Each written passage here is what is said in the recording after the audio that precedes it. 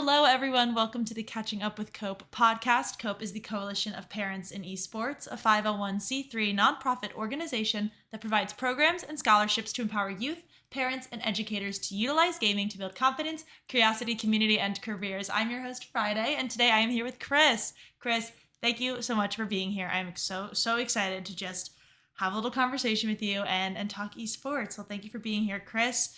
Please, if you could go ahead and tell the people a little about who you are and what you do. Awesome. Thank you. That's like the best intro ever. Oh So my god, thank you. Thank you. I love it. So my name is Chris. I go by Lama in the esports scene.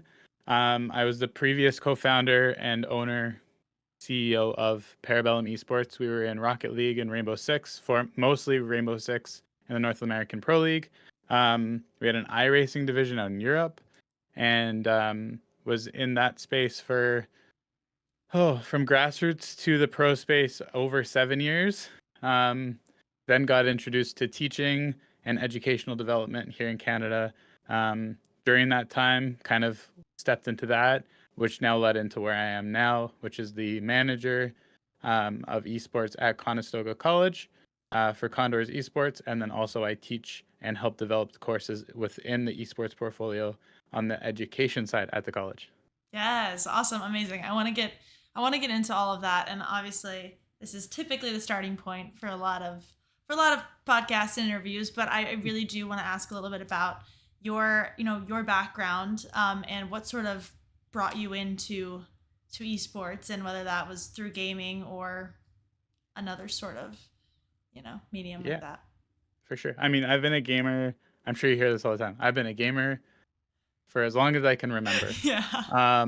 But for real, I've been gaming probably since I was 3, 4 years old. Mm. Always watching my sister and my dad play like the original Nintendo together, and always wanting to get in and play. Yes. Whether it was me holding the controller and not actually playing because I didn't want to ruin anybody's levels or lose lives in Mario.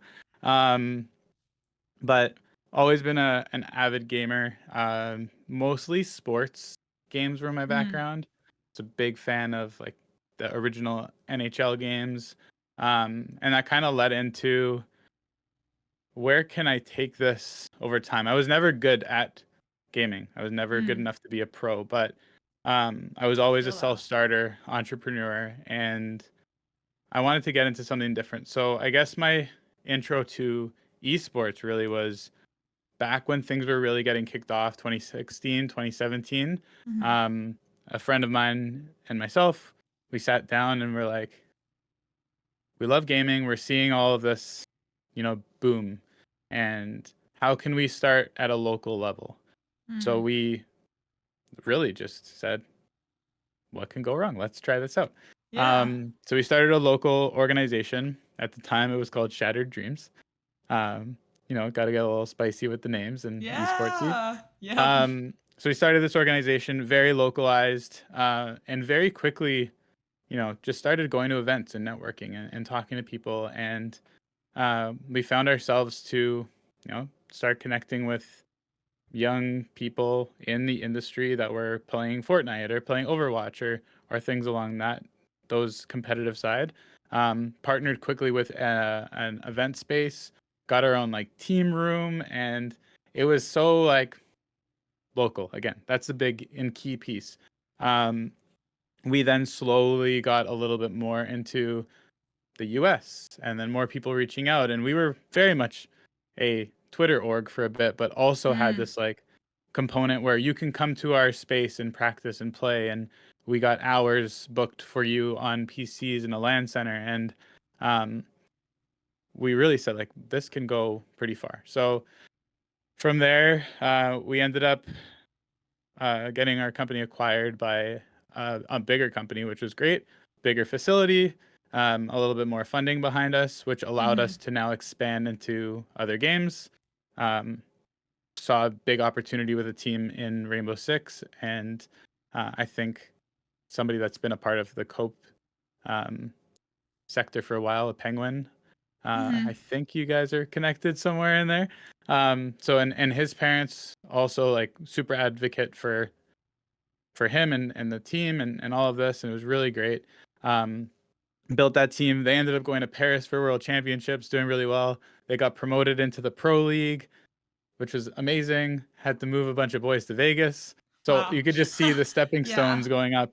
And all while this is happening, I was getting pulled in at the early phases of the Canadian esports education sector to Mm. help develop courses and guide how this was all gonna work out to where we're at today. So um, I ended up taking a year break from esports after a second acquisition of our company, and then I worked in the creator space for a bit. I helped creators launch um, brands and businesses, which is Yeah. cool.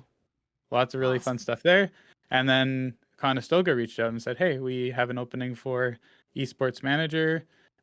With your experience, this would be a great opportunity. Apply." And then I applied, went through the interview process, and here I am now. Yes, awesome. Um, Crazy. Long story. I no, it's great. You know, I when you were explaining the story of you starting what I believe was Parabellum Esports, Yeah, it like turned into Parabellum. Sorry, I yeah, completely missed that step. Yeah, so it's during okay. the first acquisition, we did rebrand to Yeah. Parabellum, which turned into Yes, all the jerseys and all the cool stuff.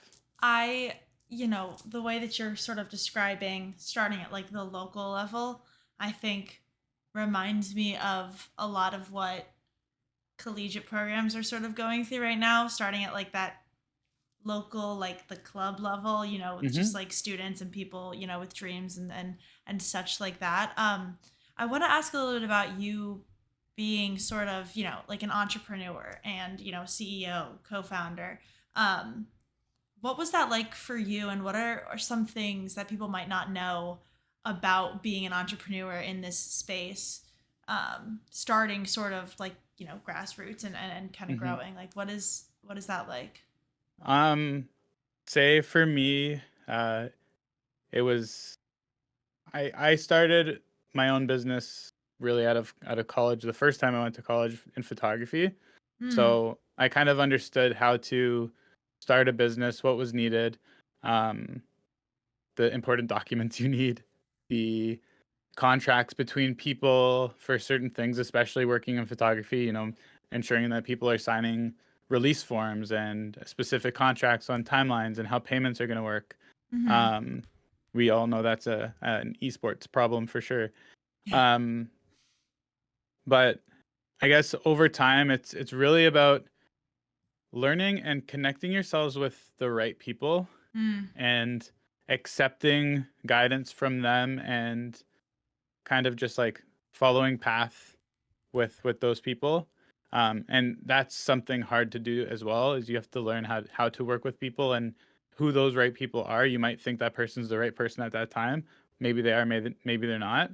um, and just understanding what everyone's trying to get out of everything, right? yeah. Especially having our company acquired twice, making sure that those acquisitions were the right acquisitions. Mm-hmm. Um, and then again, those people having the same goals as you move forward, if you're staying on board or whatever. Yeah. Um, I'd say, I guess some advice is like never stop learning. Mm, yeah. Stay involved in the community, but also like one big thing I'm trying to preach to even people that I work with now is like, and this goes back to that localization thing, is like water your own grass, Mm, um, work with your team, build within, and it's important to like to keep your team together and yeah. alike. No, It's I I hear mean you. it's such a loaded question. There's so much we can go through with business development and all Yeah. those things, but um, key thing I'd say, yeah, takeaways: connect with the right people, never stop learning, water your own grass. Yeah.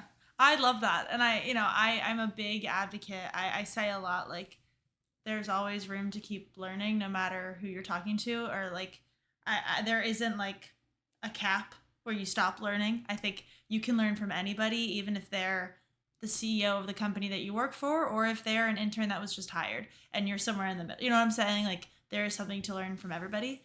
For sure. So I love that you said that, and this idea of accepting guidance too. I think a lot It of took me that was times. the hardest thing for me to learn was like, Chris, you're doing a really good job here, but this is where I can provide you some guidance, and it's how I respond to it. And that's another Mm-hmm. thing I talk a lot about with people is like respond versus react. Yeah. So if you can respond to something as opposed to reacting, there's going to be a huge difference between the two. So one thing I say even to my team is like, if something you might not like something right now, but take 24 hours, sleep on it. What resonates when you wake up? If it's important, let's talk about it. That's how you Mm-hmm. respond to something. Yeah, Instead absolutely. of like, oh, I don't like this or this isn't great. Yeah. We think like it's the ownership piece. Like I take ownership in things that I do. So does everyone else. But I want to make sure that the end goal still is the same and how we can move forward. Absolutely. I also think there's a level of people like to, I mean, I'm definitely guilty of this in, certain ways, but like reacting to something like right away or Hmm. like wanting to, jump on whatever it is and respond or, you know what I'm Twitter. saying? Like literally. And learning to, I think, be more patient and allow for things to settle and to sit a little bit.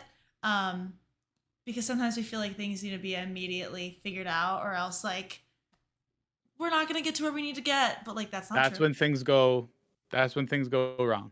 It's that. And the best thing I learned from one of my friends who's a mental performance coach in the esports space is like if you need to react to something and you really like you want to write it down or whatever we're used to going on our phones, right? Type it out Mhm. and put it in your drafts and delete Yeah. it or Yeah. whatever it is. Just get Yeah. it out somewhere, but don't take it out on the people that you're immediately dealing with because it could be problematic. Yeah. No, That absolutely. overnight or 24-hour rule. That's No, my way. I think that's smart and I think a lot of times I've personally experienced like feeling feeling very passionately about something and like tweeting up about it and then I'm like I might, I might feel differently in like 20 minutes. Gonna draft it and see if I come back to it. And most times I will forget about it and then Yep. it just sits in my drafts. Oh, Um, I've looked at some of my drafts and I'm like, wow, what was this? What was this yeah, about? yeah, right. And then the other thing too is like the 12, let's say the 12 24-hour rule, let's call it Mm-hmm. that. Um that little time, one day impact versus it could be your career impact Yeah, or longer, right? People the online world lives forever. So yeah, one tweet or one message or anything that you react to, we know someone's gonna screenshot it, somebody's yep, gonna save it, and it could come back to bite you in the butt long term. So yep. take your 24 hours, not your Take your take your 24 hours. you learned anything from today. Take your 24 hours. That's Yeah. gonna be that's just the title of this That's the tweet. episode. That's the tweet, that's the title, there's nothing else, and there's gonna be no Yeah. thumbnail. It's just gonna say take 24 hours. Well, it's been an And absolute pleasure. yeah, no, it's been great. Thank you so much for being here. But I do wanna sort of switch gears a little bit Mhm, into, because when you were talking about this, this journey as an entrepreneur, you mentioned sort of getting swept up a little into the education space. And mhm. I'm sort of wondering what, like how you got brought in. Like, was education ever something that you had thought about? And what was it really that made you get involved specifically with the emphasis on esports and, program development? I'd say that goes back to like one of the companies that we worked with originally that had acquired us, um, where this was kind of brought to us as, Mm-hmm. I guess, um, in the Canadian space, project or what's the program matter expert or whatever the word and terminology is, school by school.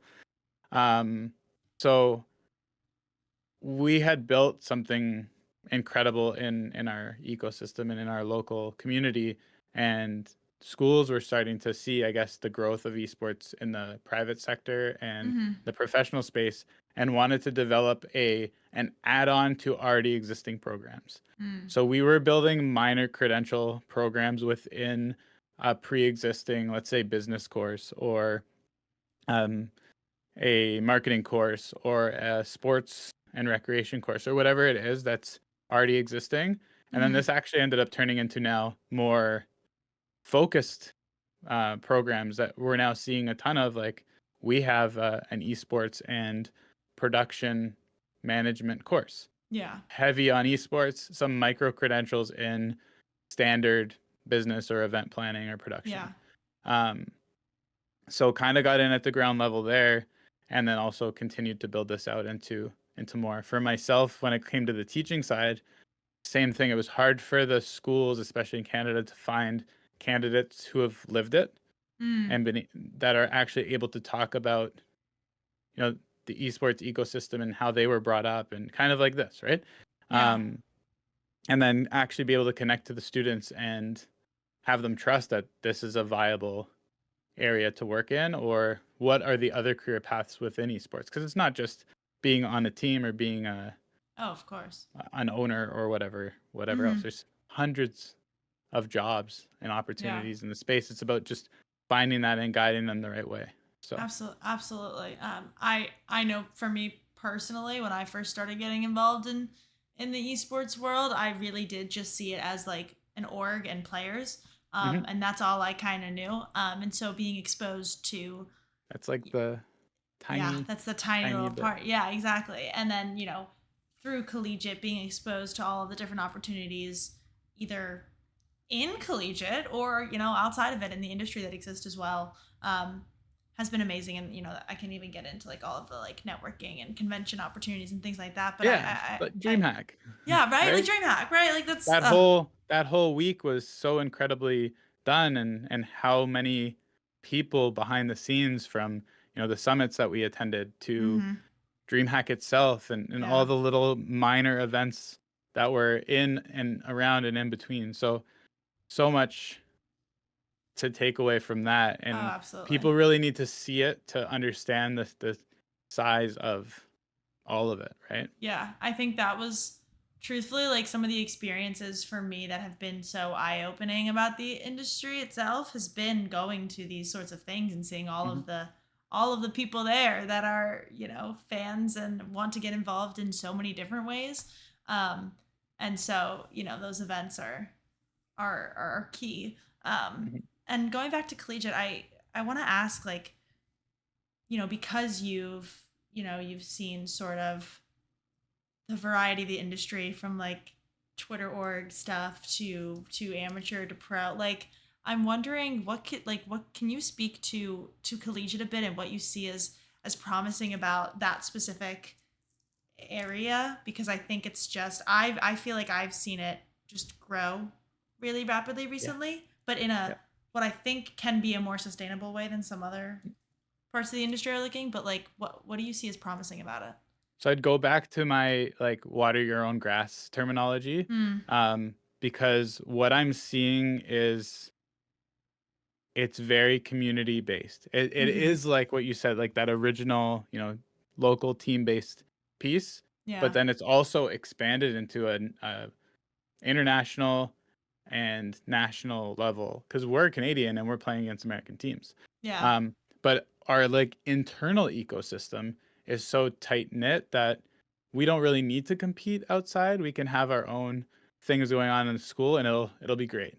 Mm-hmm. But having that extra piece of, now we have varsity teams that get to compete against other US or Canadian teams, which even our athletic director is like, I'd love to compete against American teams, but we Yeah. have these rule sets where it's only Canadian colleges can play against Canadian colleges, Mm. and all of that. So it's, hopefully we'll get there to a point where we'll have a larger amount of teams in Canada, and then have these international competitions as time goes.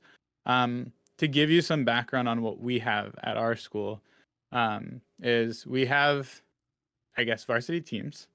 So we have 5 varsity teams right now: Rocket League, Call of Duty, League of Legends, Valorant, and then we have a Valorant Game Changers team. And we're always looking to expand our portfolio. It's just, when is the right time? Yeah. We also have academy teams in a lot of titles. I'll be here for a while if I had to list all of those out. But we have one facility right now, 36 PCs, varsity desk for our varsity students, production room for a production team.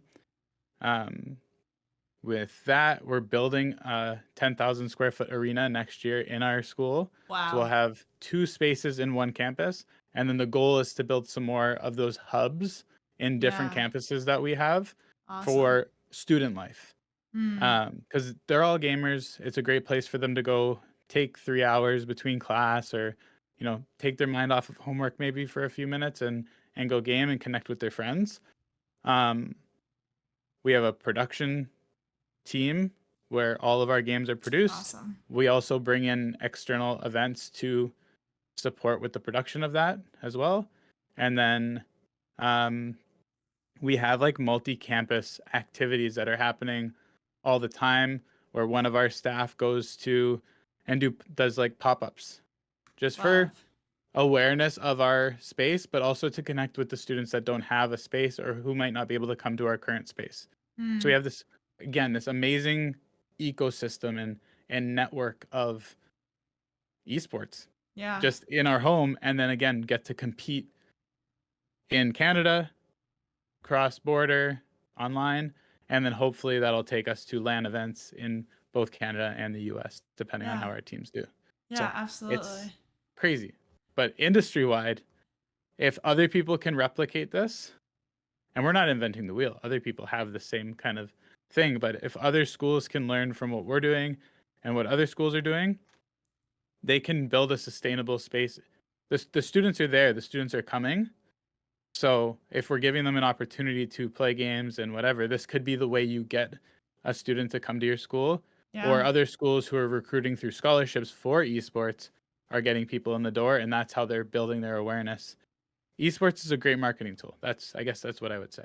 Yeah, no, absolutely. And I really appreciate that you talked about, sort of every single aspect that you have to offer, just because I think, you know, there is the competitive side with varsity and, Mhm. academy teams. And then there's also, student life that's not forgotten, because so many people are gamers, just like they might not talk about it in the same way. I They can't might, play on the varsity team.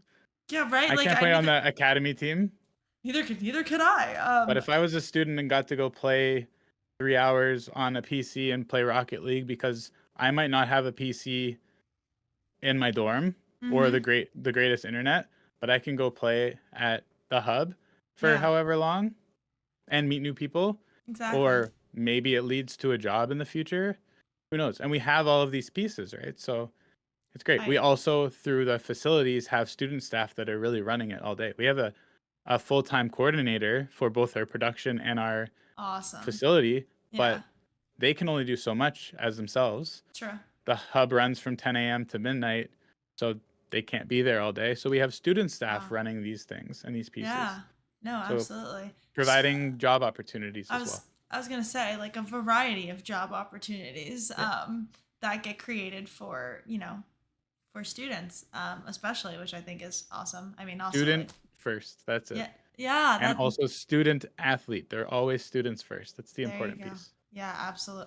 I love that you touched on that. That's absolutely it. And when talking about collegiate esports, I think sometimes the message can get lost that, like, student, the student, Student. you know what I'm You are saying? a They're student. students.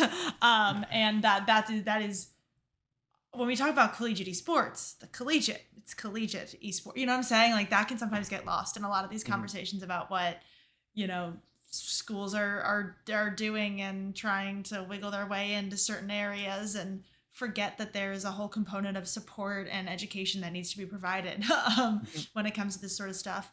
And I want to ask a little bit more about, like, what you do specifically as an esports manager for Condors Esports. So for me right now, a lot of my day to day is around this arena project that we're working Mm, on. yeah. So there's a lot of, for me, business development that needs to happen as we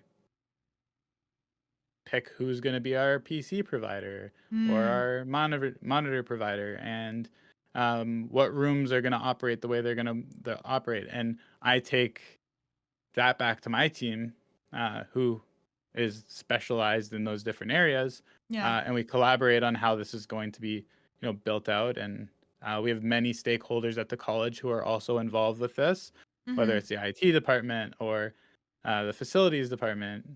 We're all on meetings and email threads and all kinds of things Yeah. to make sure this is getting done, getting done right. And then when we're ready to open, we're ready to go. Along with that, it's again the guidance of the other staff that are in the portfolio to Mm-hmm. ensure that if they need my support for something or advice, I'm there to help, whether Yeah. it's, day-to-day operations, whether it's um, supporting in the growth of our social media platforms and strategizing on how we're going to expand all of that, and just, yeah, I guess standard practice. I'm a support to my group while also working on the larger projects and business development Yeah, things. absolutely. So there's so many moving parts. Never But ends. no, never. I like to say that it's never a dull day in esports, no matter what level in it you're working. But I think it's so awesome to hear about this arena project that Hmm. you are working on. As someone who is really just looking to see a space at her school, just just one for some student life. Just Yeah. we're really trying to make some Well, if you need change me to here. talk to But anybody, thank you. I really appreciate that. It might take you up on that.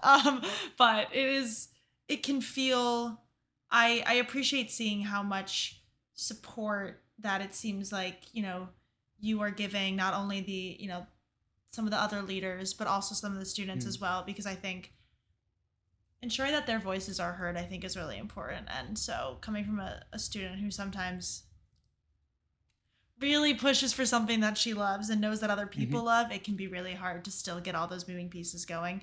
yeah, But it sounds like, you've cultivated an environment where voices are heard, yeah. and that people are taken care of I and that mean, there's I have to give it to opportunities. my team because my team's been here much longer than I have. I've only been around for, just coming up to my 6th month, and they've done an incredible job in building this out, and then also opening the door to me in Mm-hmm. a very like professional way and Yeah. allowing me to step in and take some lead on specific things that they might not be as versed in, or they just trust where I'm at. So like those guys have done the work.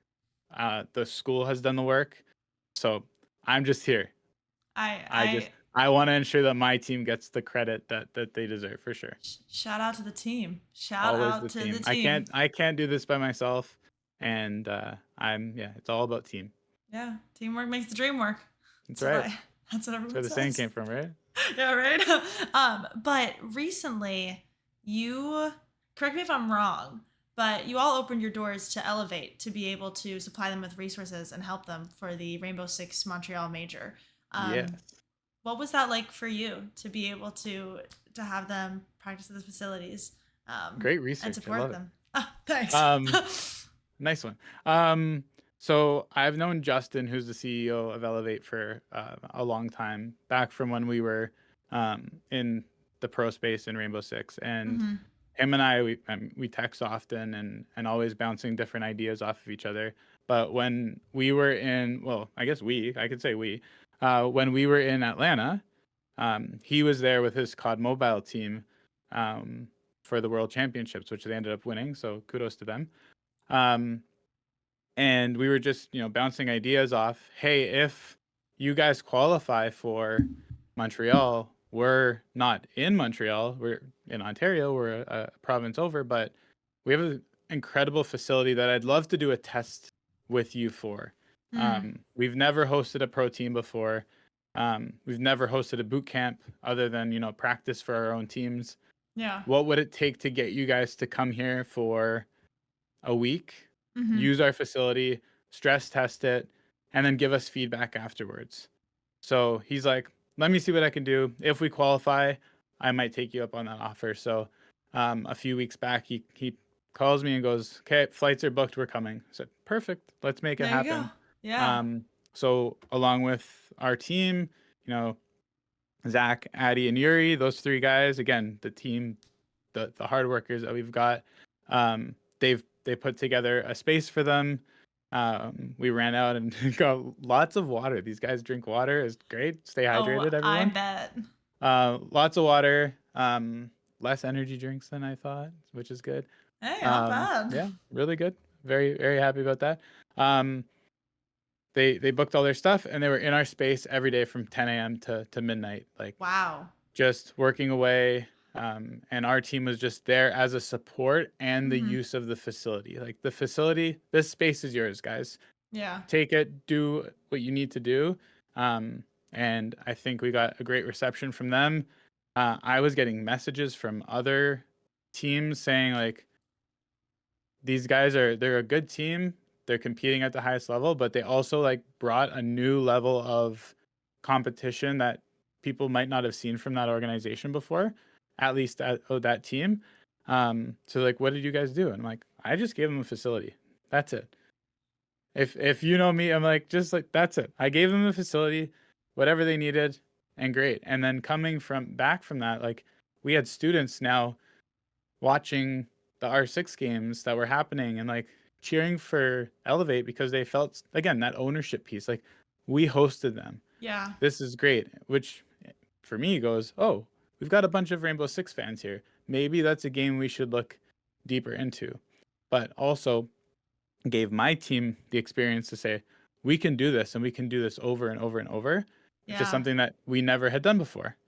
And then with the arena, when that comes online, we're going to have some additional private spaces that we'll be able to like rent out and use Mm-hmm. and figure out. So it's really good, like I said, a tester for all of this, but Yeah, amazing, absolutely. amazing opportunities. I think it's so cool, and I know you say that it's just the facility that you gave them, to use, but I do think that there's like a whole environment aspect to playing the game, and that's why Mm-hmm. people look to, that's why people love like lands in the first place, or just being able to be in a space with each other to play. So I think that there Mm-hmm. is something about you know the environment that you've created in the facility to be able to foster their energy, and you know what I'm saying, and having the students also like feel that sense of like they're using our space, like Yeah, like that, exactly. creating that sort of, I think, connection between those students and the team without really having to do anything more than have them there, Well, you know what I'm saying, like. it was really cool. We had like we have two doors that go into the esports hub. So we Mhm. had a door blocked off for them with like some stanchions and a sign that said like private access, elevate, team only. So we got a lot of people like looking in and asking questions like, Oh, what's going in there? What's going on in there? yeah. Um, they're like, oh, there's a pro team at the school. The security guards were like became kind of friends with the Yeah, players too because they that's had to go and give awesome. them like special access during different times. And yeah, they had like it was kind of like we call it like a white glove service, right? Whatever you need, we've got in the space. And just really really cool opportunity. And again, I hope I could do it over and over and over with other teams. And as we're Yeah. starting to see more large scale events come to Toronto and come to Ontario and Canada as a whole, I'm hoping that we can replicate that. So next year, Valorant. Ooh. Anyone wants to ring the line? Toronto, Yo, come on anyone over to anyone Condor's out there? Esports Hub. Yeah. Yeah, absolutely. No, I love that idea. My school's done something like that with one of our sports for a really long time.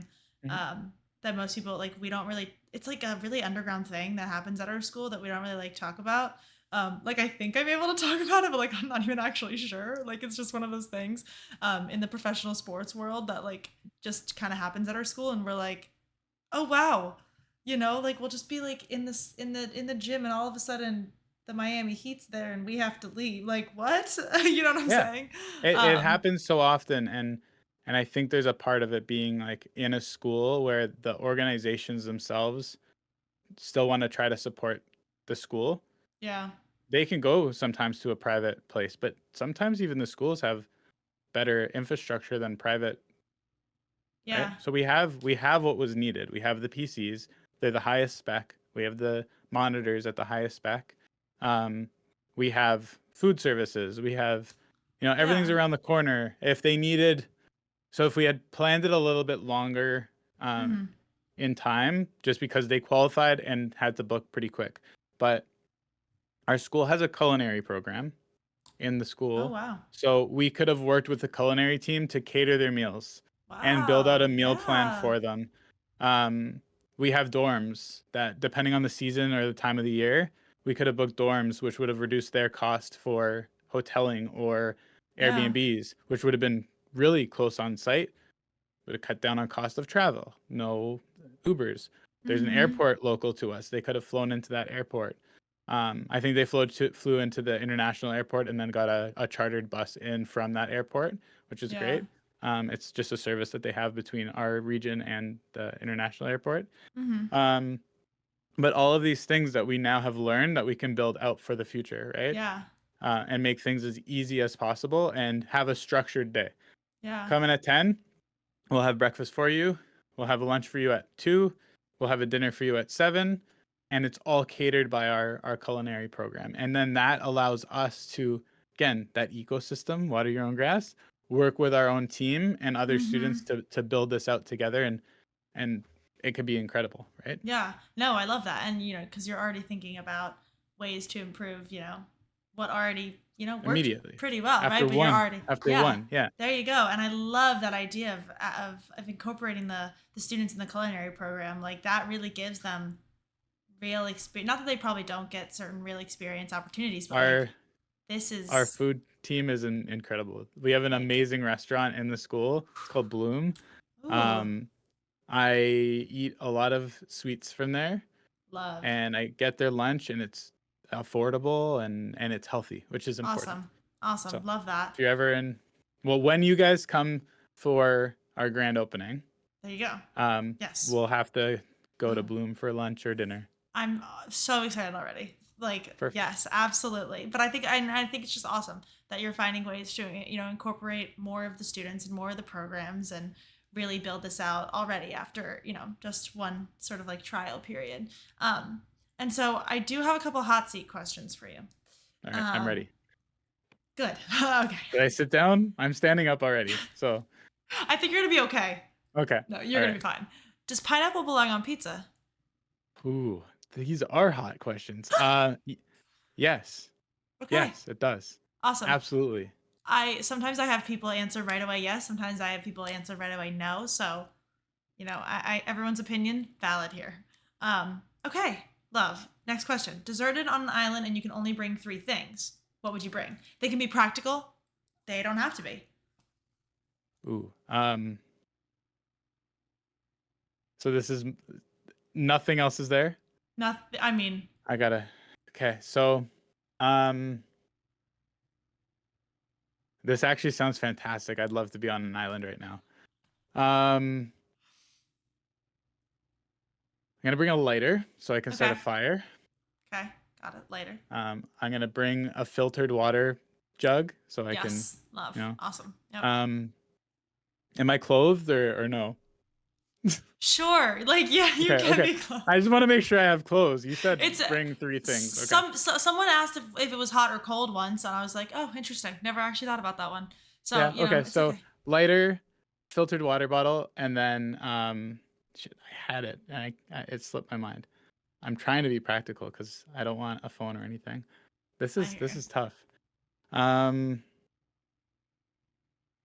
lighter, water, and sunscreen.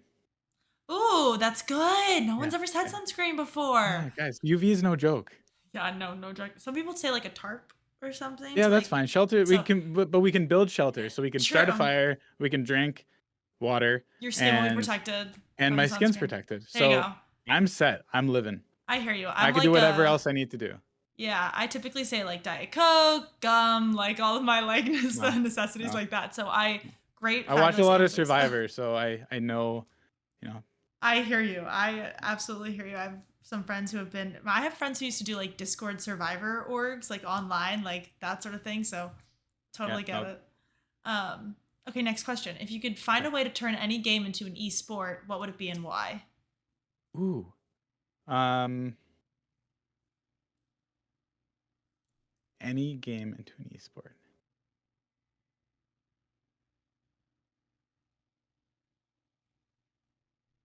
This is great. Everything I play is already an esport. Oh, well then that's okay. I can hit you with the next hot seat question. Yeah, I don't have an answer for you because That's like okay.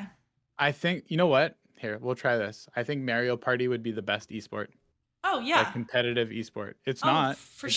sure. You know, So technically it's not, but it can be.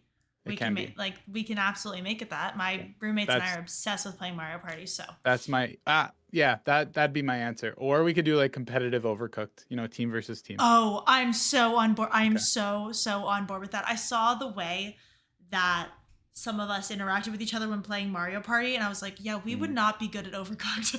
I was like, No, we would get angry. overcooked is a way to really test friendships and relationships. Oh, absolutely, 1,000%. So I love that Yeah. you said that. Okay, so next All right. question. Or well, I have to preface. Are you allergic to fruit? No, I have no Okay, allergies. So this is an okay, open question. Yeah. awesome. What fruit would you be and why? Oh, not a pineapple, that's for sure.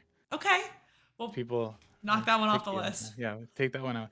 Um, I would say, man, these where'd you find these questions? These are great. I made them up, like Um, completely, no, just like. completely not related to esports at all. I love it. Yeah. I would say fruit. And I like pears, but Okay. I don't know if I'd want to be a pear. Mm. Maybe. Depends. Because like a good pear Mm. is crunchy on the outside, so like that hard exterior, that hard shell that you need, Yeah. but also like sweet on the inside, which I feel Yeah. like I am. Yeah. Okay, so you're that That's pear. That's the I'm a pear you are. crunchy, I'm a crunchy but sweet Sweet pear. pear. Yeah, Awesome. yeah, Awesome. That was perfect. great. No, I love that. Awesome. And then favorite video game and favorite esport, and they can be the Okay. same thing because Favorite video game, uh, Pokemon. yes. Any of them. I have way too many Pokemon cards and my OG Game Boy Awesome. back there too. Awesome. Pokemon Silver is my favorite. Love. And then favorite esport is Rocket League. Done. Yes. Okay. Easy. Love it. Love it. Mm-hmm. I actually think in the last podcast episode, I think Rocket League was dropped as well. So love that. Because it's the I'm best one. it's I you know what? I really think it's just one of those things that's like it's very simple to understand. I'm not good at Mm-hmm. playing it. Like I'm really bad. No. But like I'm I like mid. okay. I hear you. Yeah, Yeah. but I'm I watch our varsity guys and then yeah. I've watched like the pro guys play and I go, Yeah. how does your brain to hand function work to make you as good as you are at this? Real. I'll be a viewer for life. Yes, viewer for life, right there with you. But thank you so much for being here today, Chris. This was such a wonderful conversation. Where can people find you to stay up to date with you, maybe Condorcet Sports, everything that you're doing? The best way to find me is on Twitter, There you of go. course, or X, whatever we want to call it these days. I hear you. It will always be Twitter. It's Chris Lama, Lama, not LL. Or on LinkedIn, full name, Chris Lamarucciola. But you can find me through Twitter with all my links in bio, and Heard. that's about it. Yeah, awesome. I mean, we'll have all of your links down below as well as all of the Cope social media. So make sure you are subscribed here on YouTube at CopeGG and follow us on Twitter at CopeGG because we have lots of content coming and we're always a resource that is available to you. So thank you so much again for being here, Chris. I will see you all in the next episode. Thank you. Bye. Bye.